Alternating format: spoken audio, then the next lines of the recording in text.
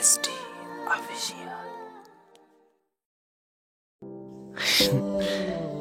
এতদিন দেখে এসেছে নায়ক নায়িকাকে দেয়ালের সাথে চেপে ধরে, কিন্তু কোনো মেয়েও যে কোনো ছেলেকে এভাবে আলমারির সাথে চেপে ধরতে পারে নিজের সাথে না হলে কখনোই বিশ্বাস করতো না আদিয়াত।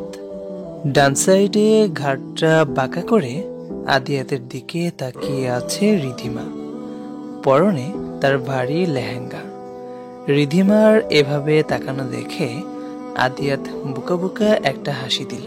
একটু আগে কি বলেছিলেন যেন? কই কিছু না তো।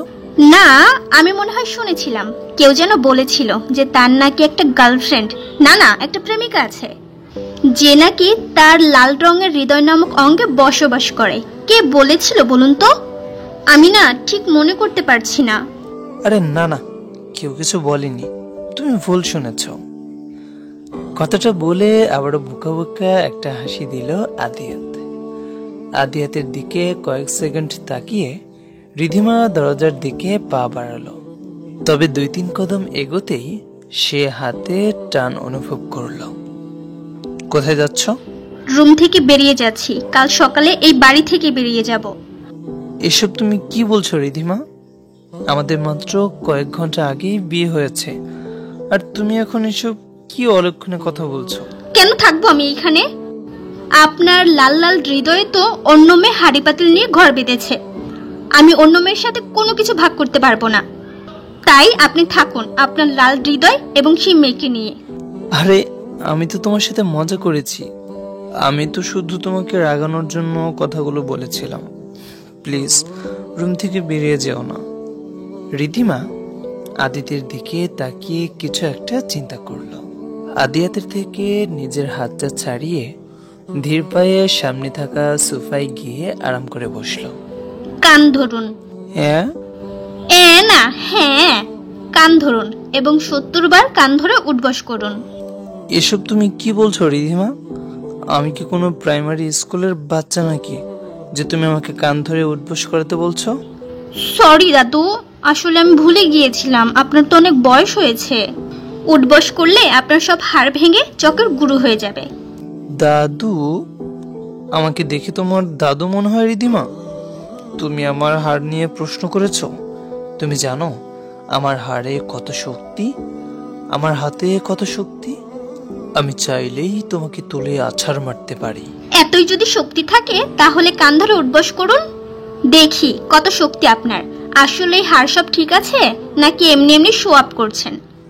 রিধিমার কথা আদিয়াতের প্রচুর গায়ে লাগলো।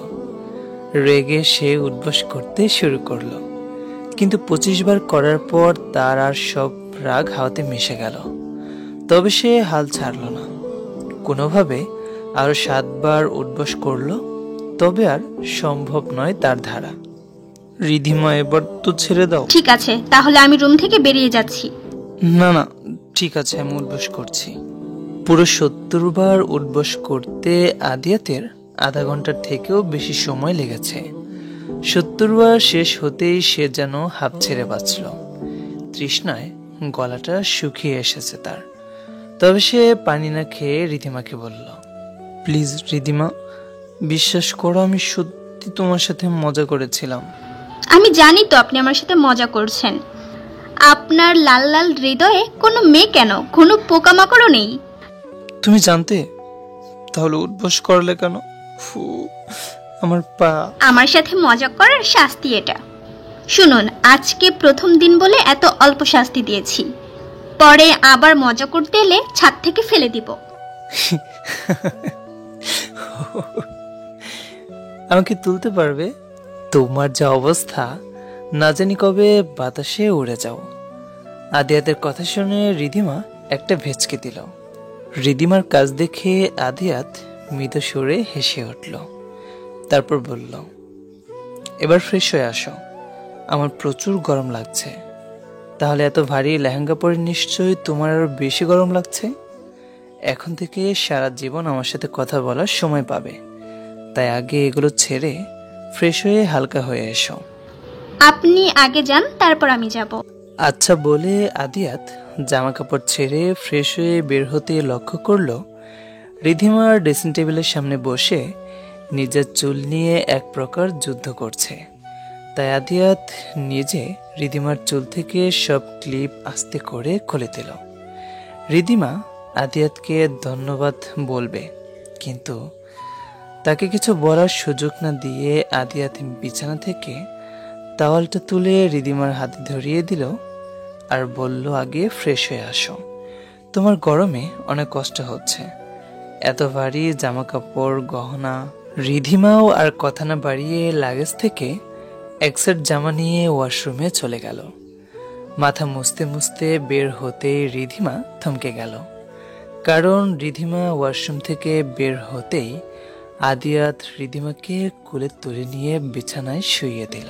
এই এই এই কি করছেন? আজ তো আমাদের বাসর রাত, তো কি করছি বুঝতে পারছো? তখন তুমি আমাকে শাস্তি দিয়েছিলে, এখন আমি তোমাকে শাস্তি দেব। তুমি আমার শক্তি দেখতে চেয়েছিলে না? তো প্রস্তুত হও বেবি, আমার শক্তি দেখাই। তারপর তারপর তারপর কি সেটা পরে বলবো নি। এখন যেটা বলছি সেটা হচ্ছে, গল্পটি কেমন লেগেছে সবাই কমেন্ট করে জানাও। আর হচ্ছে ভিডিও আপলোড টাইমটা একটু কমানো উচিত, তাই না? মানে 7টা বা 7টা 10 বা 6টা 50 এরকম। তো কোন টাইমে দিলে ভালো হয় একটু কমেন্টে জানাও।